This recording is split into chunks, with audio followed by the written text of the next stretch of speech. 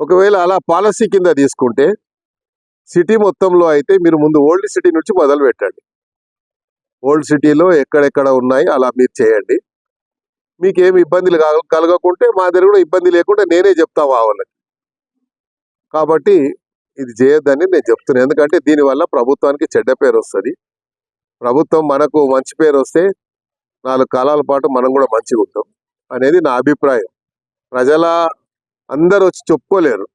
ప్రజాప్రతినిధి ఎవరు ఉంటే ఆ ప్రజాప్రతినిధికి చెప్పుకుంటారు మా బాధ అని. కాబట్టి రోజు మరి మాకైతే నిద్ర పడతలేదు. రోజు ఎక్కడో ఈ రోజు ఇక్కడ గులగొడతారంట, రేపు అక్కడ గులగొడతారంట. ఏదంటే వాళ్ళు ఏం చేస్తారు, ఇన్ఫర్మేషన్ రాగానే నా ఇంటికాడికి వచ్చి కూర్చుండిపోతారు. నేను హైదరాబాద్లో పుట్టి పెరిగినోని, హైదరాబాద్లో ఉన్నోని, నా జీవితం అంతా రాజకీయ జీవితం అంతా హైదరాబాద్లో మొదలైంది. మరి హైదరాబాద్లో పుట్టి పెరిగిన వాడిగా నా జవాబుదారీగా ఉంటుంది. పుట్టి నా నియోజకవర్గానికి నేను పరిమితం కాదు. నేను రాష్ట్ర నాయకుడిగా ఎదిగిన వాడిని.